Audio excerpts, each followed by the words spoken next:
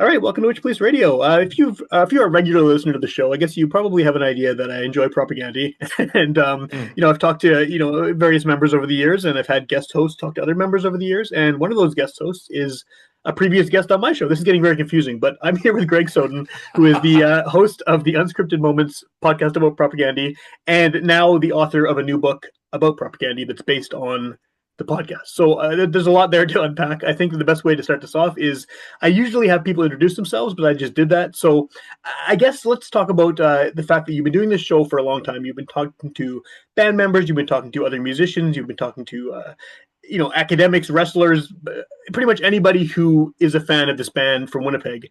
And now this has turned into a much larger project, probably than you anticipated when you started out. So where are we now with Unscripted Moments? So, yes, it has turned into something that I never could have anticipated. It started as like a singular obsession where I just couldn't stop, right? I was going so nuts on the project for so long, and it was all consuming as far as like my mental and creative energies went. Like, this was like the thing for me. And we are now over like 225 total episodes, I think. And we've done like 129 or 130 numbered episodes. So I try to save the numbered episodes for like a specific song. Yeah, So if an episode doesn't have a number, it's usually more of like a bonus episode where I'll like talk to Ryan Green about recording today's Empires, Tomorrow's Ashes or something like that. So we have 129 numbered episodes about propaganda songs, and then we have about 100 more bonus episodes in yeah. addition to that. So it's been quite a crazy journey, and it feels good to have come this far with it.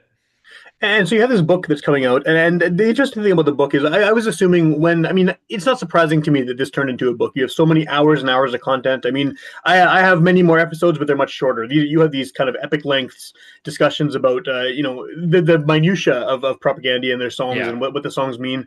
And so I was expecting a book that would sort of I don't know be some kind of narrative discussing the history of the band, but this book is written in a format that is literally like the podcast. I mean, you're taking the interviews you've done with all of the various band members, and it's sort of a Q&A oral history kind of format almost. And that didn't surprise me too much, but the fact that this also focuses on individual songs. I mean, you'll have a section where it's Chris Hanna talking about such and such song, and then where you have former members like Beeve talking about other songs. And was that always sort of the goal to make it in the same format? Yes, so there were so many options for doing this, but I always had the goal that this would be a collected interviews with members and past members of Propaganda. Yeah, There are so many amazing oral history books and narrative books out there, like the Do What You Want book about bad religion, From Obscurity to Oblivion, The Story of No Means No by Jason Lamb. Missing Like Um, Teeth by Sheldon Burney. Absolutely. So this book was never going to be a book like that. I really hope that maybe someday somebody will write a like a kind of an oral history and maybe use what this book is as a motivation or something like that. Like I would Yeah, love it if there was another one someday, but that was never this project for me because I wanted this project to be something that uh kind of encapsulated what I did on this podcast. And so it was always just going to be an interviews collection. And I was looking at the Punk Planet Collected Interviews book by Dan Sinker, which has introduction chapters, photographs, yeah. edited and condensed interview transcripts in a Q&A format. And I was like, I really want to do something exactly like this. And that's exactly what I did. So the interviews that are in the book are written as question and answers, but they are super duper edited and condensed and Yeah. made into a readable format, which took like a year and a half. So it's not an oral history per se, but so many stories of the band get told. Like Jordan talks about the demo years. Chris talks about cover songs. They talk about old Winnipeg stories. It's like a really wide-ranging variety of topics, Yeah. but it's not like a narrative. It takes place in the order that the podcast came out.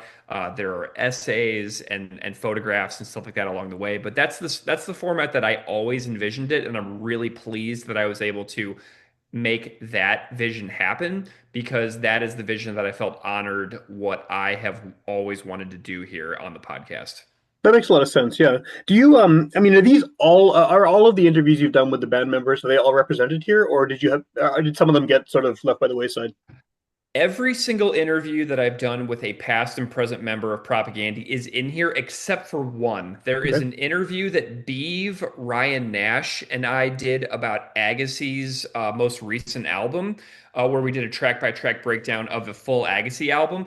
That is the only one that isn't in here. But every single interview with Chris, every interview with Todd, every interview with Celine, both interviews with Jord, and the interview with John Sampson, and every other interview with Beeve are all in the book in a concise format. So there's only one that didn't go in, but it's because it's solely about Agassi. Yeah, that makes sense for sure. Do you feel at this point? I mean, now that you've got, well, first of all, I mean, At Peace came out while this was all happening.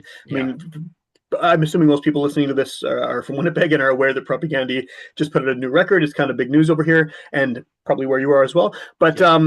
yeah, that happened sort of right as you were in the heat of all of this. I'm sure you knew the record was coming out because of your sort of hardcore fandom there. Yeah. But how does that change things with the show in general? I mean, you looked like you were inching closer and closer to the finish line of having covered every single song, and then boom, you got this new record with all this new stuff suddenly appears.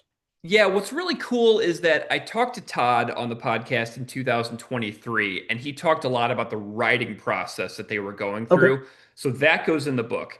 Then in 2024, I talked to Jord after when they were halfway done recording, and that goes in the book. Then in March of 2025, I talked to Chris about his recording process being done, and that goes in the book. So the book actually goes through the entire recording process, which is kind of cool. It's it is. represented in some way.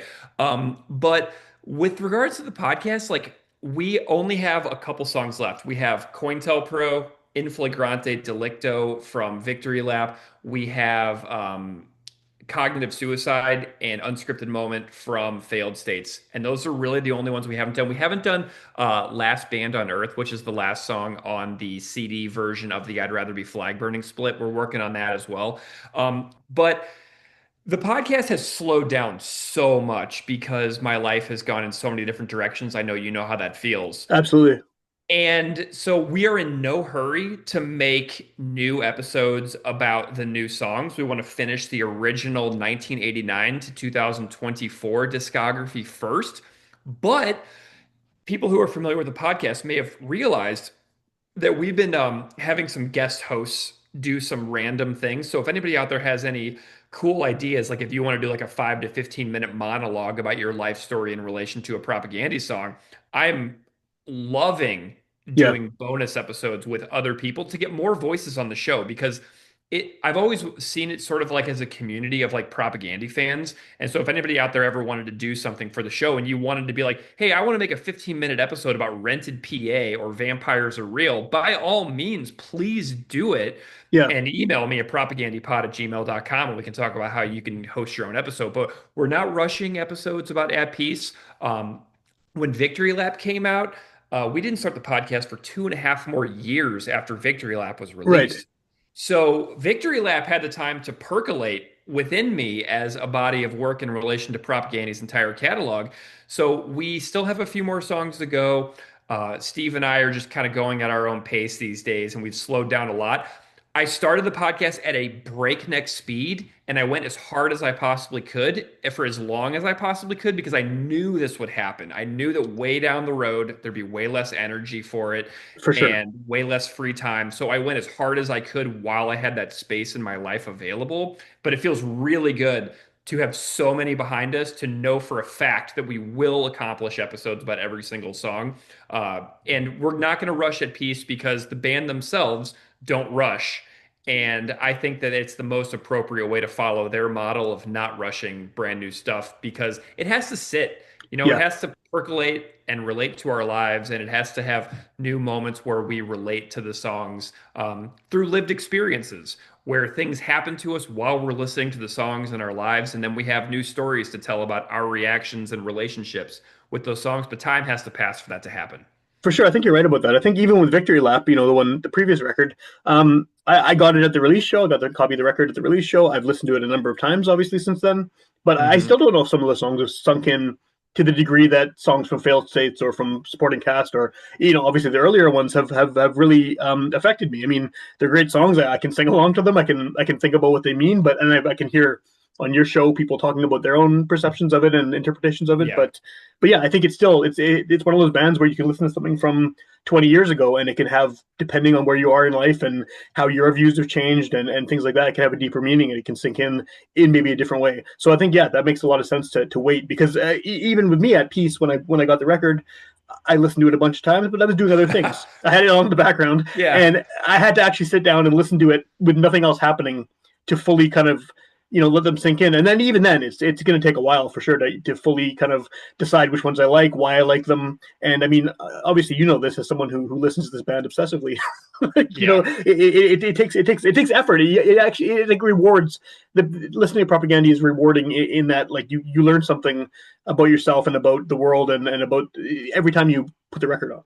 Yeah, I mean, I got the record in March too. Like Yeah, you had an advance. That's right. Yeah, yeah, Epitaph gave me an advanced copy of the record so that I could do a really cool episode with Jason Livermore, John Paul Peters, and Chris Hanna yeah, about the recording, mixing, mastering process of the whole record. And I was like, I have to hear the record before I record with Jason and JP, or it's just not going to make as much sense. for sure. So I had to have that initial shock of the first several listens before I talked to Jason and JP. So there's an interview with Chris on that episode as well, and he's the only one that I talked to before I heard the full record. Okay. But at that piece, the song was out. But when I talked to JP, I'm like, JP, I am so surprised by this album, and JP's like, me too. So I've been sitting with the record for 2 months longer than other people that got it on May 2nd. And it was still a huge surprise to me. It took me 10, 15 listens to really kind of be like, whoa, start to pick out the little nuances and what I Yeah, appreciated about it, you know? So it took a while. It takes a while. It is a grower of an album for sure, which is really nice because it requires a little bit of work yeah, to sit with it, which is something that modern music obviously discourages people from doing with the breakneck speed that we all consume art and media these days.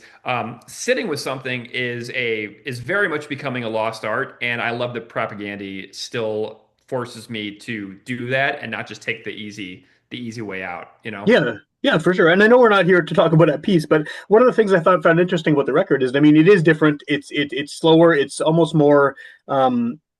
It's like more pensive. It seems like they it's more personal, and Yeah, a lot of people online have been kind of shitting on it, which is weird to me because I loved it immediately, yeah, because it was different, right? But I yeah, can it's such a weird band because they've been around for so long. They've had a number of lineup changes and stylistic changes, and it seems like people are really sort of set in their ways about which era of propaganda they like or which specific sound they expect from this band. And like you can watch people yelling at each other on social media about whether it's a great album or terrible album. And I yeah. don't think I saw the same when Victory Lap came out or when Failed States came out. I think it was a little bit more people were on the same page, but this one has been divisive, and I think Yeah. that's cool because it is different. There's synthesizer on it. Like, I mean, it's slow. It's cool. Yeah, I love the divisiveness. I think that's awesome because it reminds me of Potemkin City Limits Part 2, where For like sure. in 2005 when that record came out, people were like, this album sucks. Yeah. And so I remember that very clearly. So do I, for And sure. I think that I can't remember what episode it was on the podcast that we talked about. I think it was the Cut into the Earth episode or maybe the Life at Disconnect episode.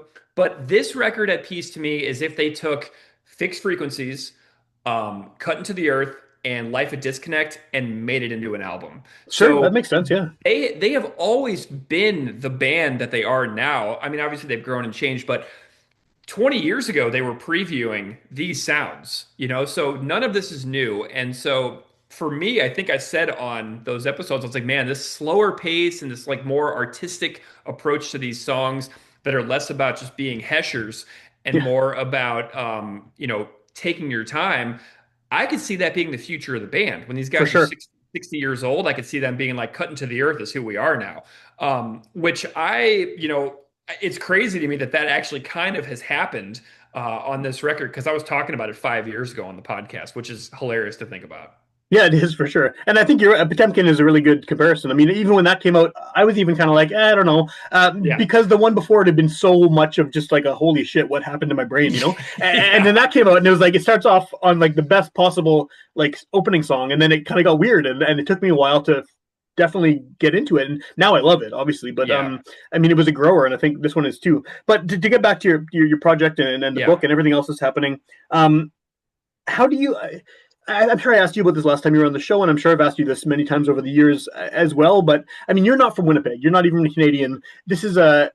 It's weird. I mean, because this is Yeah. to a lot of us here, this is a very, very hyper local band. I know Yeah. they've gone on to bigger and better things. They're very well known internationally. They play big festivals. They're on tour in Europe probably right now. But I mean, it seems so. They seem so Winnipeg, especially with all the local references and things like that. And you have sort of become this like honorary Winnipegger on purpose to sort of get into this. I mean, is that less weird now that you're sort of an outsider looking into this weird little punk rock world that this band came from? I mean, because they've kind of expanded so much in terms of popularity and style and everything else.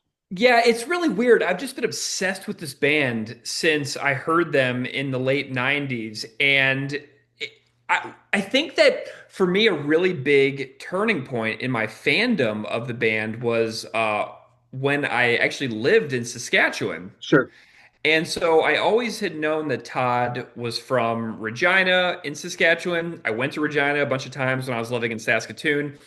And so things just kind of clicked for me in a new way when I was living in Saskatchewan. And I interviewed Chris in 2009 for The Sheaf, which is Okay. the University of Saskatchewan's student newspaper.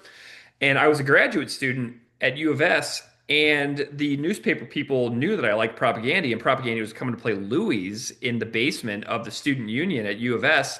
Cool. And they were playing with the Rebel Spell, another great Canadian band. For sure. And it just kind of clicked for me when I was living in Saskatchewan. I got it in so many new ways, and it clicked for me in so many new ways. And from 2009 onwards, I was like a complete obsessive about all things Propaganda. So it really, I had loved them for more than a decade at that point, but it really was living in Yeah. that landscape of Saskatchewan, which is pretty similar to Manitoba in a lot of ways, that it really took me to the next level. So it really was, and I never would have done this podcast if I had never lived in Saskatchewan. It's a hugely transformative life experience for me that led me to being, into everything at just a deeper level. That's cool. Yeah, and it makes me wonder also how much other stuff that I listen to that I love that is not from here that I'm maybe missing a piece of. I mean, there's bands from say New York or whatever that I'm a big fan of, and I've never been there, and I wonder if would going there or living there, I guess probably more so, would that change things? Probably would. And yeah, and then Absolutely. I mean, I listen to like a ridiculous amount of Jamaican music. Never been to Jamaica. If I went there, would I get it more? I don't know. Maybe, I probably think would. you would. I I probably think would. you would. I think you would. And it was really funny too, because when we were doing the podcast, like the Winnipeg Free Press did an article about Yeah, us, but we had never been to Winnipeg at that point. But then in October of 2021, when the band did those shows in Winnipeg, I went to Winnipeg and met you, hung out in your yard, yeah, that's right. Yeah, saw the spot where Vic Ruggiero from the Slackers played a backyard show for you. And it really was amazing going to like the murals on West Broadway spot, going to the place in front of the Capitol where the statue on the back of Let's Talk More Rock was, and things like it was that. And already gone when you came here, though, right? It was already been. Yeah, yeah, yes, it was. But that's fine. That's fine. I didn't need it to be there. I just needed to be in the spot where the angle of the photograph was taken. And I like laid down on the ground and I kind of emulated the angle of the back cover of Less Talk More Rock. And I went inside the building where G7 was yep. and stood on those steps and went through a drive through, River Heights. So many little things that just kind of made the entire thing click for me in a deeper way. So I just love that about it, that it just, I'm a Propaganda tourist, and I love that everybody in Winnipeg is so cool and was so excited to see me at those shows. And I talked to so many people, Yeah. and I'm looking forward to doing that again, hopefully in the very near future. Yeah, that'd be great. It'd be good to see you again. But I think that the idea of a propaganda tourist, I don't think that would work for every band, right? I mean, I think this is a band that has so much. it's those hyper specific references, which is my favorite thing about them. I think is that they can talk about those former murals on the former Nygaard building, which has its Yeah. whole another backstory because of the Yeah, Nygaard yeah. criminal stuff. But I mean, that is probably, it means something to everyone who hears it, but not necessarily in the same ways it means to people. Like I used to bike past it every single day on the way to work, and Yeah. so that when I first heard that that was happening, and it was just like, wow, this is a extremely specific Winnipeg experience. That I mean, even though it's just talking about a banner, a Yeah. mural, you know. But yeah, it's pretty cool that you've got a chance to now sort of see where all that is, and I think that you can listen to tons of other punk bands even, and they don't mention their city in any way, shape, or form. It's just here's a song about whatever, right? I mean, it's a rare band that goes that specifically local, and I think that Yeah. someone should start selling tickets to propaganda tours. I think there should be like a you know, there's a lot of spots, and even you know, Weaker Thans add that to the mix and Junkie Sampson solo stuff, and you have you know weeks worth of Winnipeg travel to cover. Absolutely. Absolutely. It's such a cool town too. And I live in Buffalo, which is a very similar town in a lot of ways. Like when I was in Winnipeg, I was like, man, so much of this feels very Yeah, Buffalo-esque. And I'm from St. Louis originally, which is another mid-sized city. So I'm a mid-sized city appreciator in yeah, general. So when I go to a place like Winnipeg or Saskatoon or St. Louis or Buffalo, those places are very home feeling to me. yeah. Um, so it was just like kind of a crazy thing, and I'm just really glad, and I'm looking forward to going back, like I said. With the book, you know, Yeah, this is coming out. It's not out yet, but I mean, it'll be out imminently, and this is well, not imminently, but soon enough. And this is a podcast, so someone could hear it the day it gets released, or they could hear it, you know, months from now when the book is suddenly available. They can pre-order it now. I know that part is already happening, but yeah.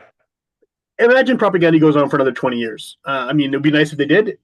Who knows, right? I mean, it's there's no way of predicting it really, but what happens to the book then? Because this seems like almost like an endpoint, going through all these years of interviews and editing these interviews and getting it published and all of that. I mean, it seems like a very significant sort of stop for the show and for the whole project. But obviously, there's more music, and there could be much more to come. What like do you then re-release the book with a whole extended section, or does something new happen? Like, have you? I know that's a ways off, but have you thought about this sort of second phase of the whole project? Yeah, it's kind of weird because the interviews that are in the book, it's like 20 hours of interviews or something like that I had to condense down into like a super readable format. Yeah, It was like 500 something pages of like transcripts that I was sorting through. And so I don't really know if I'm going to personally do any more. I don't know if members of the band will come back on the podcast. I'm trying to bother them a lot less these days. And so I'm not exactly sure if there will be more. Um, Life has its eras, and I see this almost as like a really specific era. It's like sure. pandemic lockdown through their new record. You know what I mean? And there's so much of the pandemic commentary in the book. Like one of the interviews that I did with Sue Lin, we were talking about a protest march in the aftermath of the killing of George Floyd. Yeah, And if you think back on that in like mid 2020, whenever there was the lockdown stuff, we were leading up to an election in the fall of 2020, and then the protests in the aftermath of the killing of George Floyd. I mean, that is like a really hyper specific era of all of our lives that sure. is captured in this specific book. And it's just so strange. And so I see it as like a really specific era, right? Lockdown through new record. And Yeah, so I don't really know if there will be another one. I just see this being a pretty culminating capstone piece to the podcast. And, it's super niche. This is really only for like the most hardcore of hardcore fans.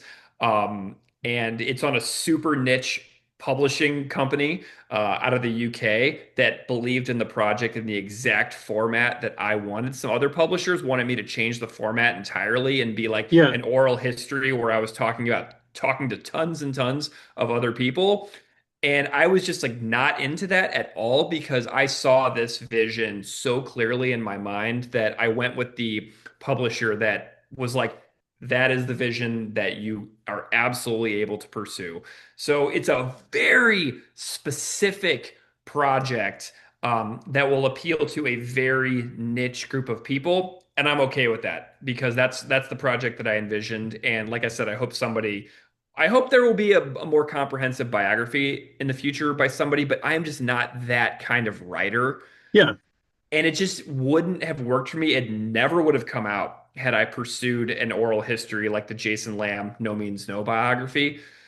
It never would have been released because that is just not how my brain and organization in my life operates. And I yeah, needed it to be so hyper specific to my vision of the project, um, which will be a turnoff to some people who want something different than what it is. And that's totally okay, because it just is what it is, you know?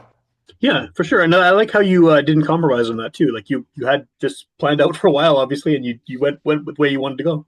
Yeah, and it's really tough because I really waffled on it as well. Like somebody told me in the publishing world what they thought that I should do. Like there was one publisher that really wanted me to focus on an oral history of the band and the Fat Records years. Oh, Like okay. how to clean everything, less talk, more rock, today's empires, tomorrow's ashes. They really If wanted you're it. American, today's Empires does not count as Fat Records release. True, true, yeah. And they really wanted me to focus on that era, like 93 to Yeah. 2001, 2002. And to me, that just did not interest me because, like, you know, when you read like a biography of a band, like I just read Mark Hoppus from Blink-182's memoir, and so much of it is up through Enema of the State, and that's like 80% of the book almost is like the his life up through Enema of the State. And I'm like, well, what about all those other years? And there's so much that's glossed over. And so when I think about how to clean everything, last talk more rock and today's empires, tomorrow's ashes, that's not my favorite era of the band. For sure. No, me neither. And so I was not interested in doing that book that specific publisher was pitching to me because I didn't care. It didn't Yeah. speak to me. That project didn't speak to me. So that is why I did what I did because like I needed to do a project that spoke to me 100% out of the gate, and that's why I did an interviews collection. Um, and there's also like an album too, which is absolutely insane.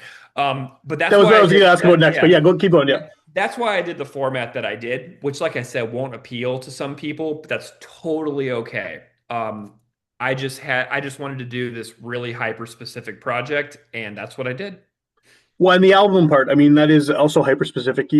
Part of the fun of doing the podcast is that you've had all these people covering songs over the years. I mean, there's tons of them, really interesting ones, and like some really weird ones and stuff. So you have this record coming out now, like as a companion to the book.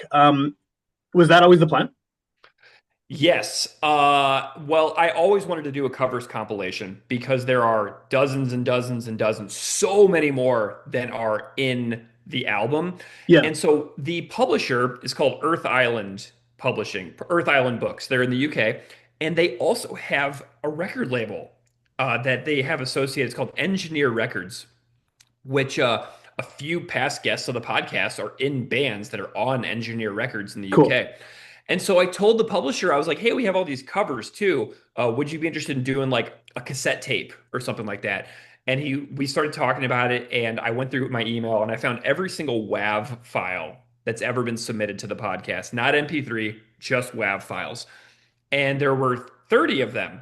And then a few more came in as well. So then it got up to 32. And I was like, I have 32 WAV files. And so I didn't chase down any of the people that submitted covers to the podcast in MP3 format. Yeah, So it's really funny that, like, to get on the album, you had to have originally sent me a WAV file, which is like hilarious.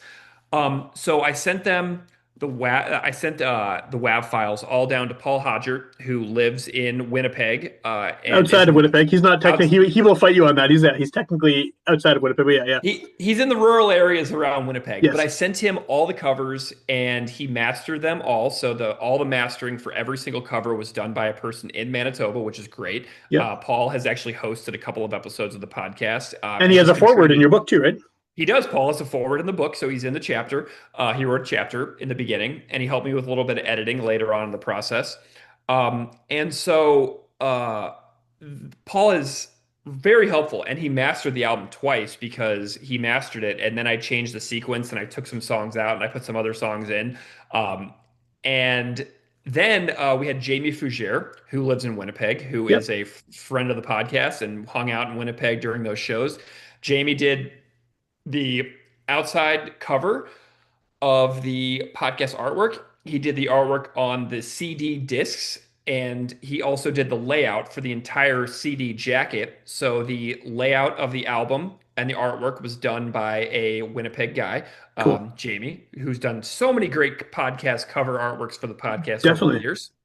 And it's a 32 track double album. The first album is all electric, full band performances, and the second album is all acoustic, stripped down performances. Cool. And I'm pretty stoked about that because you can pre order the book from Earth Island as a bundle. And right now, all the shipping prices are in Great British or in British pounds, which is if you live in Britain, I think the shipping is free. If you live in Europe, I think the shipping is like 5, 6 pounds. Very, very normal shipping prices if you're in Europe. If you're in the US, Canada, or Australia, it's like Brutal. 20, it's like 25 British pounds.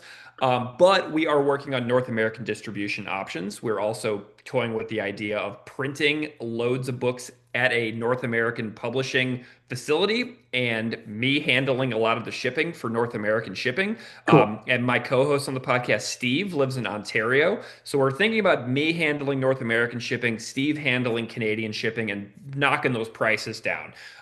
Because right now I mean, it's affordable, like in general, if you don't mind a little bit, but some people just can't swing it. So, but you can currently get it as a bundle if you pre-ordered it from the publisher as the book and the CD, or you can get just the CD from the record label, or you can get just the book from the publisher, and it will also be on streaming services, which is pretty sweet because the That's band cool. will Yeah. get all the covers will be licensed by the label, so the band, in theory, will be paid for these songs, which is pretty sweet. That's kind of nice. Yeah, yeah. So okay, so obviously, I mean, most people listening to this are probably from Winnipeg or at least Canadian or from the U.S. Odds are they're going to want to wait for the shipping thing. But if they want to pre-order now, what's the best way to do that? How do they? I'll link to it in the show notes as well. But how do you find the stuff, the album, the book, everything else? Yeah, if you Google Earth Island Books, or Earth Island Publishing, it is earthislandbooks.com. And Okay, there, if you go to shop on their website, and there is a two options. There's a special bundle price, and then there is another one that's just the book. And if you go to Engineer Records, I think it's engineerrecords.com. Let me just check the link here, engineerrecords.com. And you go to shop. The compilation is the first thing that pops up on engineerrecords.com. cool. So that's only if you want the CD. It's only coming out on CD. We're not doing vinyl. We're not doing anything like that. This is a low budget, pretty stripped back project that we're not going nuts on. It's just purely for fun. Yeah, And it's called the album's called How to Take a Couple of Victory Laps, celebrating 40 years of propaganda. Because 1986 is the founding of Propaganda, 2026 is the 40th anniversary of the band. So we rounded up just a little teeny tiny bit because the book is coming out faster than we anticipated. We were thinking it was going to come out in January or February, but it's actually coming out officially in September. cool. But we're going to have copies way sooner than that. I think that as soon as the books come in, the publisher is going to fill all the pre-orders. Oh, So nice. people might have this thing in like July or August, way before the official release. It just depends but all the printing is occurring right now. That's really cool. Yeah, and obviously at some point there's a conversation for another time, but we'll have to get you to come to Winnipeg again. I know you want to anyway I to want to to. sort of hawk the book in Yeah. person here. Yeah, and I'm like not it and it's really bizarre. Like I'm gonna do donations as well. Like if there are any proceeds from this book, I cannot imagine that this will be an extreme amount of money. Probably But not. if there are proceeds of the book, I'm planning on doing a variety of charitable donations to a variety of causes. I haven't named any charitable donations like on the cover of the book because what I envision seeing happening is that there are emergencies that happen all over the world. Happening And right now. Manitoba's on fire right now. Yeah. absolutely. Like I want any donations that I do to be timely. So if I get any money from this book project from the publisher, I am planning on researching stuff that's happening then. So if I Cool. get money in 2027, I don't want to be tied to some donation that I chose in 2024. I want to tie something to what's going on now. So there will be charitable donations if there are any profits and proceeds that come through from this book. So I will personally be following the spirit of the band and donating to a variety of causes, but I want my donations to be timely. Yeah. And I will also be soliciting ideas for specific donations from listeners, like on Instagram and stuff like that. Like, hey, what's an issue you care about right now? I got $300 that I want to like toss to a good cause. So that's how I'm planning on doing the charitable aspect of it, is waiting until down the road and seeing what happens then. Very cool. Very cool.